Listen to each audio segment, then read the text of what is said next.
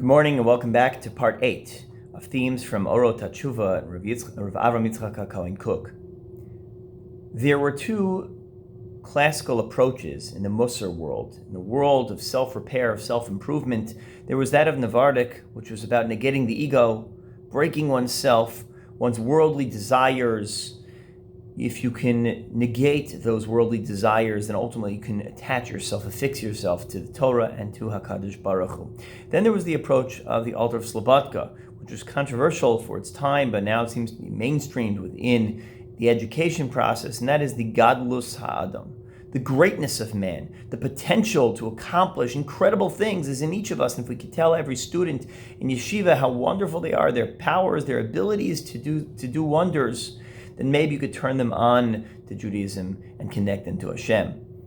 Rav Kook's notion of Gadlus Adam is so much wider. The lens is so much beyond the individual's potential for greatness, because as we said last time, according to Rav Kook, the individual is intrinsically linked in with the klal, with every other person, with every other Jew, with every other human being, with every creature in the world.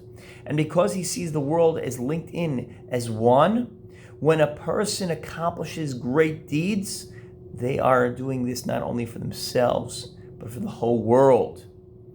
All laziness, all weakness of spirit, every time we find a lack of desire to do wondrous things, it doesn't just come, argues Rav Kook, from the individual who doesn't believe in himself or herself, but it stems from a person who sees no connection between themselves and the larger klal.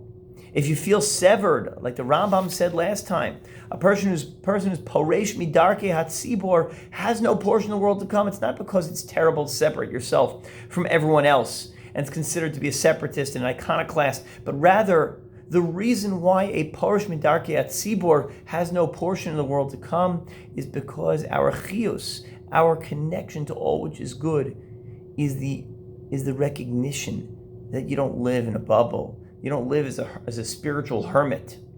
Therefore, all weakness, all spiritual deficiencies comes from a person who is isolated, whether it's isolated in their own mitzvot or isolated from the community's mitzvot, the community's initiatives. And therefore, whenever you find a person who is down, who is not connected, a student who doesn't, you have to connect them to the tzibur, to show them that their lens is wider, show them that their purpose is beyond their own Daled Amos.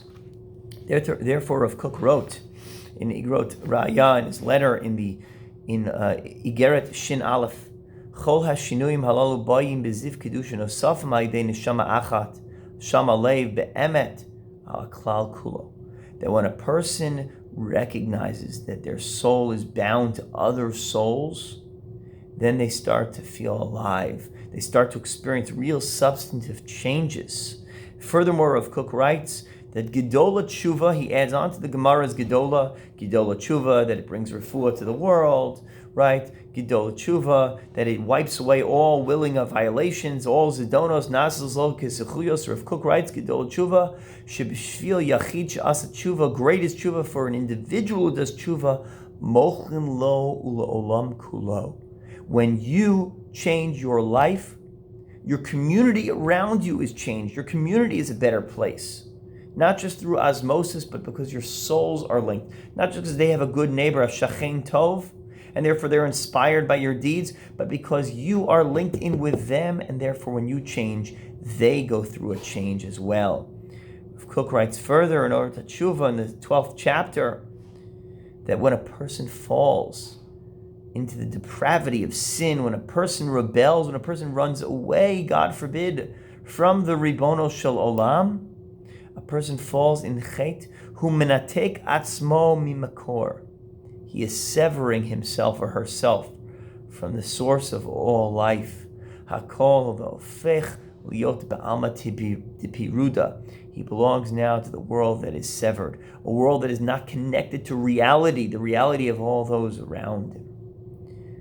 There is a story about one of the main students of the Vilna Gaon, Rav Menashe of Ilya. Rav Menashe of Ilya, who came, he was from the elders of Smargon in Belarus, and he would say that every time, as long as there is a little worm, a little bug, who's caught under a crack of a rock somewhere and can't get out, it is impossible for us, it's impossible for someone to live a life of nachas and to see good in the world. As long as there is a tiny worm, a tiny insect who's suffering under Yisurin, a tiny insect that's not connected to the entirety of the world of Shleimut, we are incomplete. And if this is true by a little bug, then it's true by another Jew. It's true by us.